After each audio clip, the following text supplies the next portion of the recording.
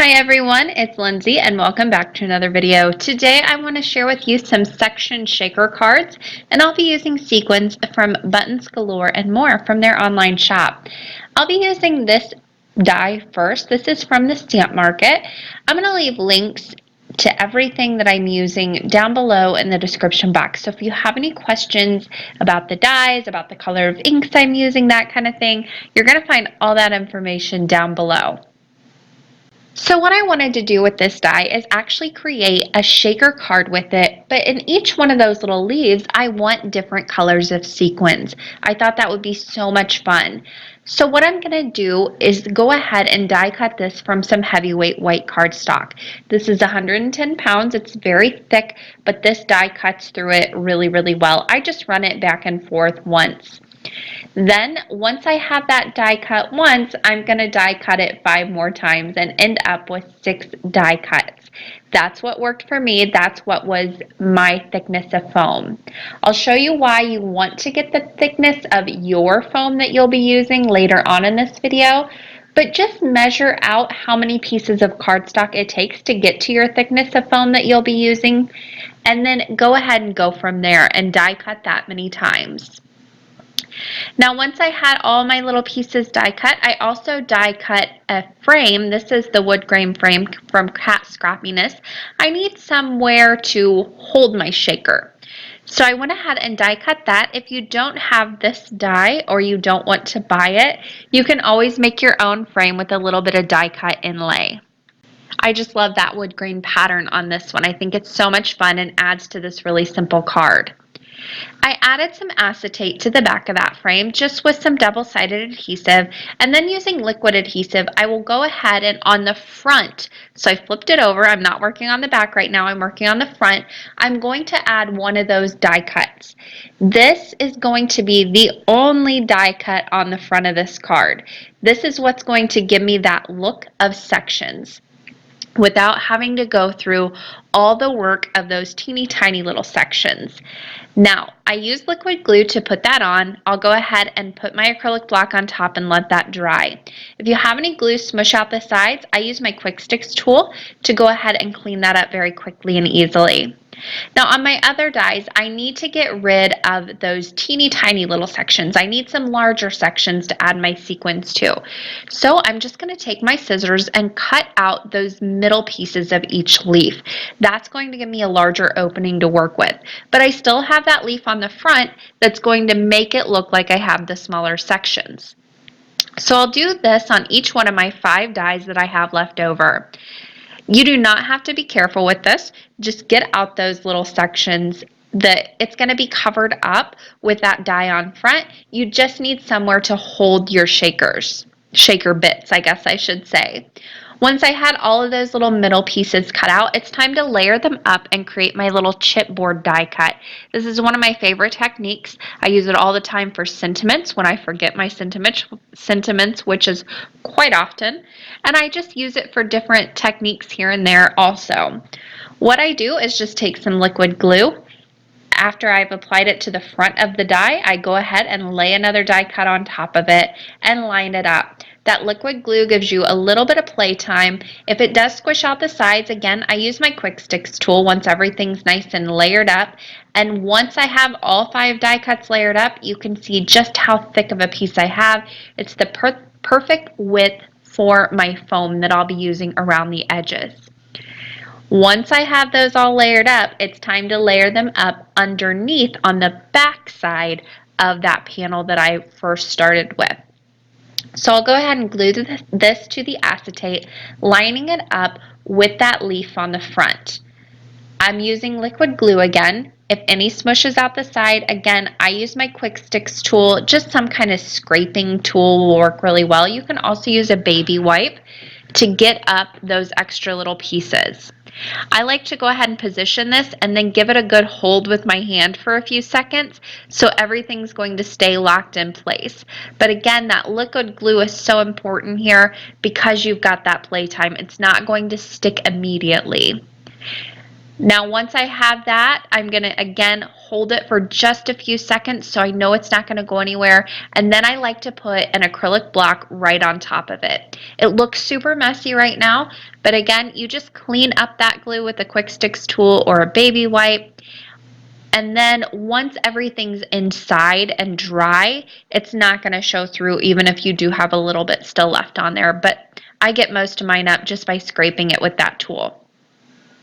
Once I have that done, I need to go ahead and create a shaker around the edges. This is why it's important to measure up your foam with your chipboard effect die. I did 5 die cuts. Maybe your foam's a little thicker and you'll need to do 6. It just depends. So go ahead and give it a good measure and then die cut that many times. I like to go ahead and put it around all 4 sides. Make sure that you don't have any openings on that because we are going to fill up the outside area around this die too. For my project today, I'll be using 3 different little sequin shaker jars from 28 Lilac Lane. These are available at Buttons Galore and More. I'm using Aqua Dreams, Pretty Pink, and Shiny. I'm going to start off with Aqua Dreams, and I'm going to give you a little close-up of each one of these sets of sequins because they have so many different little bits in them. I love them. Now for this particular card, the larger seed beads, I guess you could say, not the small ones, but the larger ones, they were a little bit too big. If that happens, I just pick around and find which ones I want. So in this case, I didn't want a ton of the larger sequins. I did use some in the larger openings, but I mainly stuck with the seed beads and the smaller sequins, which is why I love these mixes. I get to pick and choose what I want to put in. I don't have just one option, which is great. Plus, these are gorgeous. Here is the Pretty Pink that we'll be using next. This has little hearts in it too, which are so adorable. But again, I left out those larger seed beads. Just picked around them and filled up different areas of my little leaf that I have going on in the center. So I did turquoise on the top and then 2 of the leaves on the sides, and then 2 of the leaves on the sides and the one on the bottom I filled up with my pink color, which you see I'm doing here. I do want to mention too that I did prep my surface with my embossing bag. Not a ton of it. I just ran it over the surface to take away any static that was on the surface of this. If you still have trouble with static, I do want to mention these are the So Shiny sequins that I'll be using next around the area, open area of the shaker. But if you have any trouble with static, you can see what I just did there. I shook a little bit of my embossing bag powder into my sequins and then I'll mix it up with my spoon.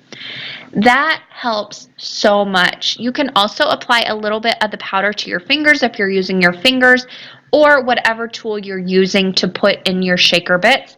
Apply a little bit of that powder, rub it on there, dust off the excess, and then that should take care of the static that you have going on. There's a closer look at it all filled up, and then it was time to put on the backing. Now because the backing on this particular card will be white, it has no color to it, I can go ahead and use vellum, which is one of my favorite tricks. I don't like to use any more of my acetate than absolutely necessary because it's more expensive. So if I have a white background on my shakers, I go ahead and just use vellum. It doesn't give off the frosted look. It still looks white underneath. You can't tell any difference. On this particular shaker, I did also leave my backing paper on my foam until I had it all filled up. My sequins were going a little crazy getting them in those sections, so I very carefully took off that backing paper and then I added some liquid glue all around my little leaf just to make sure that each section was going to stay where I put it. Then I'll go ahead and put a piece of vellum right over the top. I don't worry about cutting it down at this point. With cards like this, I don't want to be too exact. I want to make sure I get a nice seal on it. So I'll put an acrylic block, let that dry, make sure it gets nice and dry before I go ahead and pick it up and then cut away with some scissors all that leftover vellum around the edges. This way, I know I've got a good seal. I know every portion of that shaker is covered. Nothing's going anywhere. I've let it dry and then I can go ahead and take away the excess. Now, I forgot about my sentiment, I'll be completely honest. I was so excited about making this shaker, it didn't even dawn on me that I needed a sentiment. So I grabbed this little thank you from a Stamp Market stamp set, and I went ahead and stamped it very, very, very carefully right down in the bottom right-hand corner of my shaker on the acetate with some of the new Stays On Pigment ink. That ink stamps beautifully, so luckily I did not have any problems with it. However, if you are remaking this card, stamp your sentiment before. Don't be like me.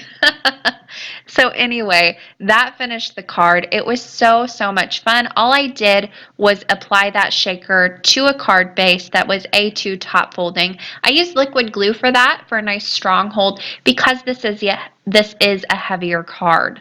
So that finishes the first card, which was so much fun. But I want to show you a second option where maybe you don't want to use a ton of different colors of sequins, but you do want different openings. So I'm using this die set from Concord Ninth, and it's got this great little feather in it. I believe it's called Feathered. And so it's kind of fitting. I went ahead and grabbed that large feather, and I'll run it through my die cutting machine with a piece of white cardstock. I want to keep the inside of this die cut, but I'll be using that opening as well. I'll go ahead and die cut this 2 more times. I lined it up on the right hand side, lined it up just with my eyesight. I didn't do any measuring or anything. And then I'll go ahead and put it right down in the middle as well and die cut my third little feather. I like to use a bit of painter's tape to hold this in place as I'm running it through. And once I have that die cut, I've got my 3 openings for my shaker cards. Now on each feather, I want a little bit of color behind my sequins. So what I'm going to do is take those die cuts that I got from the center of the die, and I'll go ahead and add a little bit of a pattern with a stencil and some inks. I'm using VersaFine Clear inks. I'll have the colors at the top of the screen that I'll be using, but I'm only going to show you one right here. I'm using a jumbo ink dauber to go ahead and quickly sponge through that color. Nothing fancy here. And there I've got my pattern leaf all ready to go. You could do just straight color if you wanted to, but I like that little bit of pattern. To get these positioned onto my card base, which is where they're going to end up, I'll go ahead and first apply a little bit of temporary adhesive to the back of that panel that I die cut and place that panel right down onto my card base where I want it to end up on the finished card.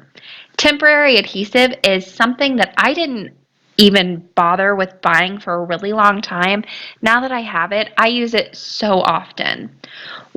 It just makes life a lot easier when you're crafting and doing techniques like this.